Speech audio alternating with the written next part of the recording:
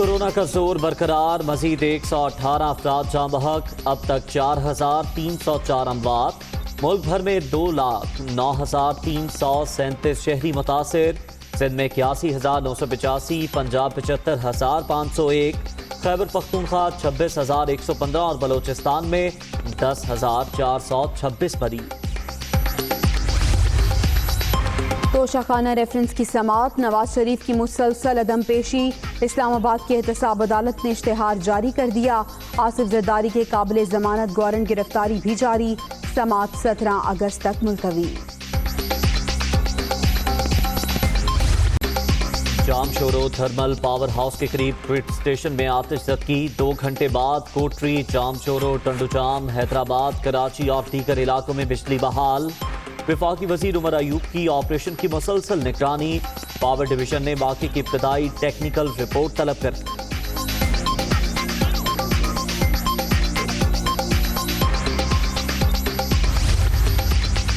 Mobile SIM पर 250 रुपये sales tax आयत। दरामद स्मार्टफोन्स पर सेल्स टैक्स की शरह में भी इजाफा।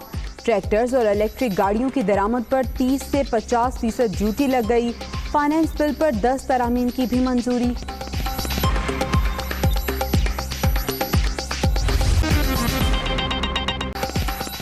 अस्सलामुअलैकुम, दुनिया न्यूज़ के साथ मैं हूँ उज़ैर।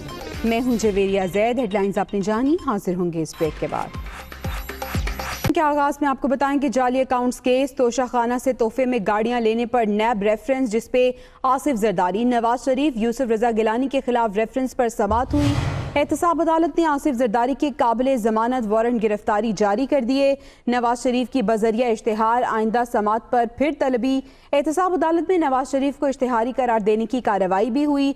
जज एहतसाब अदालत ने नवाज शरीफ के इश्तेहार जारी कर दिए। इसी पर बात करेंगे नुमाइंदा दुनिया न्यूज़ आमिर सईद अब्बासी भी हमारे साथ मौजूद होंगे, उनसे भी इस बारे में तफसीलात लेंगे। लेकिन फिलवक्त आपको ये बता रहे हैं कि आज एहतसाब अदालत में नवाज शरीफ को इश्तेहारी करार देने की कार्रवाई हुई। जज एहतसाब अदालत ने नवाज शरीफ के इश्तेहार जारी कर दिए। आपको ये भी बताएं कि गुज़श्ता समाअत के मौके पर अदालत ने यह अहकामात दिए थे कि जो तमाम इसमें मुल्ज़िमान हैं उनकी हाज़िरी अदालत में यकीनी बनाई जाए और लंदन में नवाज शरीफ को नोटिस वसूल करवाए जाएँ, जिस पर आज अदालत ने नवाज शरीफ के नाकाबिले ज़मानत वारंट्स पर ये कहा कि उनके नाकाबिले ज़मानत वारंट्स पर कोई अमल दरामद ना हो सका। आमिर सईद अब्बासी से तफसीलात जानेंगे।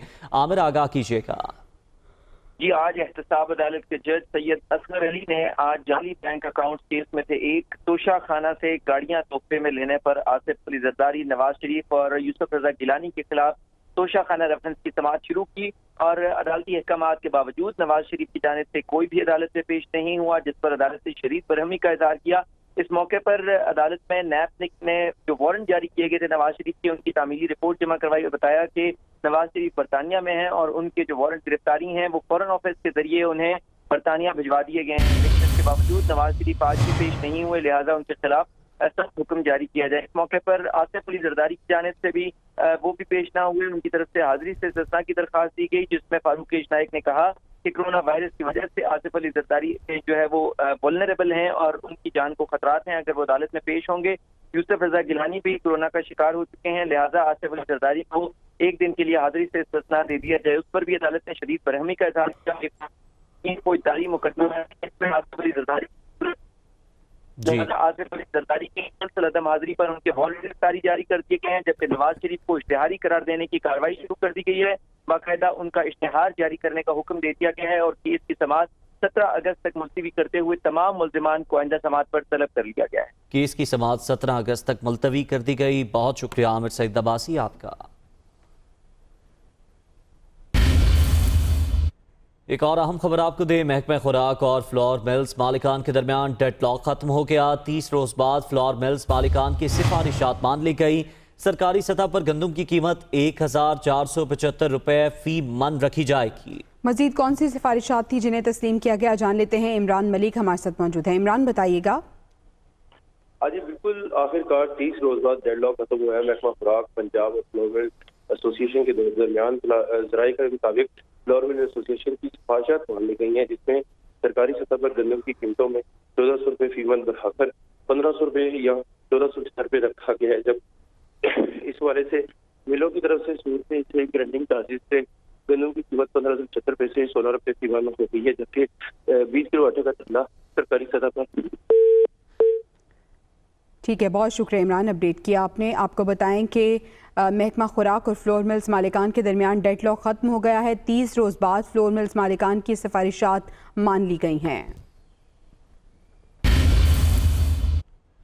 आगे बढ़े और आपको बताएं कि कराची में पाकिस्तान स्टॉक एक्सचेंज पर हमले का मुकदमा दर्ज कर लिया गया है। FIR में दहशतगर्दी, कत्ल और दीगर दफात शामिल हैं। हमले से मुतालिक बम डिस्पोजल स्क्वाड ने भी अपनी रिपोर्ट तैयार कर ली है। दहशतगर्दों से 39 राइफल ग्रेनेड बरामद हुए हैं। आपको ये भी बताएं कि हमले में इस्तेमाल होने वाली गाड़ी तारिक रोड के करीब से खरीदे जाने का इंकशाफ हुआ है। कराची में पाकिस्तान स्टॉक एक्सचेंज पर हमले का मुकदमा दर्ज कर लिया गया है। FIR में दहशतगर्दी, कत्ल और दीगर दफात शामिल की गई हैं। हमले से मुतालिक बम डिस्पोजल स्क्वाड ने भी रिपोर्ट तैयार कर ली। कराची में पाकिस्तान स्टॉक एक्सचेंज पर हमले की तहकीकात का सिलसिला जारी। दहशतगर्दी के वाक़े का मुकदमा SHO मीठादर की मुद्दयत में दर्ज कर लिया गया। FIR counter terrorism department civil lines में दर्ज की गई। रिपोर्ट में एक्सप्लोजिव एक्ट और सिंध आर्म्स एक्ट की दफात शामिल की गई हैं।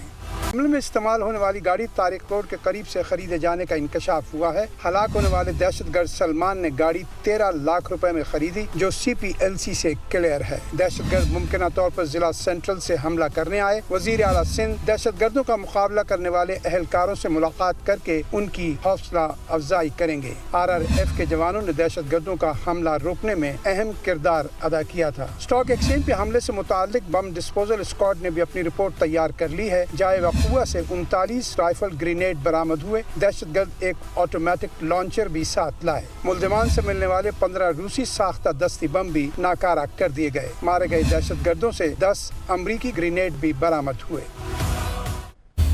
इस वाक़े का मुकदमा दर्ज कर लिया गया है। मज़ीद तफसीलात जान लेते हैं। नवीद कमाल हमारे साथ मौजूद हैं। नवीद, बताइएगा तहकीकात में मज़ीद क्या इंकशाफात हुए हैं?